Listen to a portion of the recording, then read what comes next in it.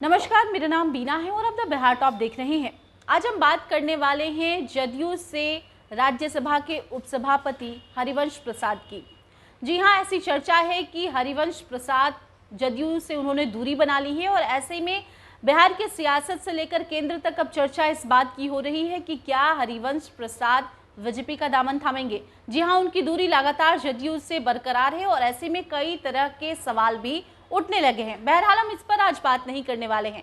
हम बात करने वाले हैं जदयू के उस सहयोग की जिसकी चर्चा अब हो रही है। जी हाँ, चर्चा हो रही है कि जो भी जदयू से राज्यसभा तक पहुंचता है उसका टिकट पार्टी से भी कट जाता है। इस वीडियो में हम चर्चा करने वाले हैं कि आखिर ऐसे कौन कौन से वो नेता हैं जो राज्यसभा तक पहुंचे और उसके बाद पार्टी से भी उनका पत्ता साफ हो गया। अंधविश्वास से जुड़े लोग इसे सगुन अपसगुन से जोड़ सकते हैं, विशुद्ध राजनीति में इसे अवसरवाद कह सकते हैं। कुछ कहें इस सहयोग को देखें कि जदयू से राज्यसभा में नामित अधिसंख्य लोग सदन के साथ साथ पार्टी से भी विदा हो जाते हैं। वो इस संभावना के साथ विदा होते हैं कि अगला 5 साल नहीं मिलेगा। सदन में रहते ही विदाई की तैयारी शुरू कर देते हैं। राज्यसभा के उपसभापति हरिवंश इस सहयोग के नवीनतम उदाहरण बनने जा रहे हैं। जदयू से उनकी दूरी इस हद तक बन चुकी है कि फिर से जुड़ने की संभावना नजर नहीं आ रही है और ऐसे में हरिवंश को लेकर अब ये कहा जा रहा है कि कभी नीतीश कुमार के बेहद करीबी माने जाने हरिवंश जो हैं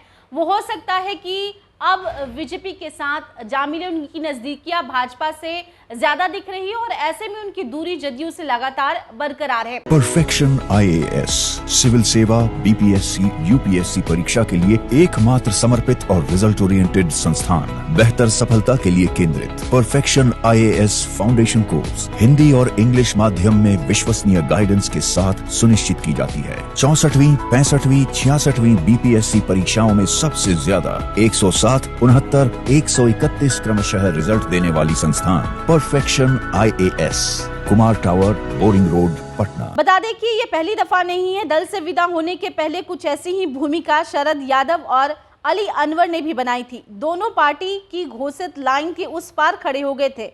शरद यादव जदयू के संस्थापक थे। बड़े समाजवादी जॉर्ज फर्नांडिस राज्यसभा का कार्यकाल समाप्त होने के बाद जदयू के संपर्क में नहीं रहे।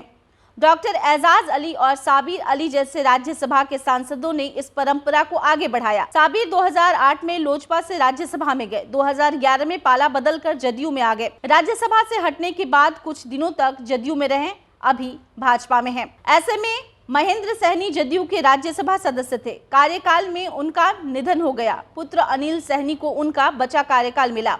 एक पूर्ण कार्यकाल भी दिया गया। विवादों से घिरे रहने के कारण जदयू से वे अलग हो गए, अभी राजद में हैं।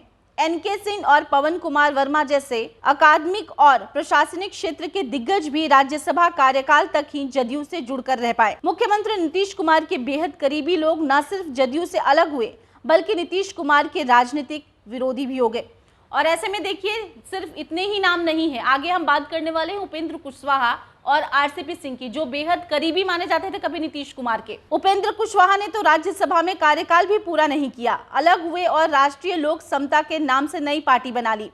वह दूसरी बार जदयू से जुड़े तो विधान परिषद का कार्यकाल छोड़कर अलग हो गए। अभी राष्ट्रीय लोक जनता दल के नाम से उनकी नई पार्टी बनी है, लेकिन उनसे अधिक दिलचस्प विदाई आरसीपी सिंह की है। वे अधिकारी थे और मुख्यमंत्री नीतीश कुमार को सर्वश्रेष्ठ विश्वसनीय होने की उनकी इकलौती राजनीतिक पूंजी थी। लेकिन राज्यसभा का कार्यकाल पूरा होने से पहले उन्होंने भी अपना रास्ता अलग कर लिया।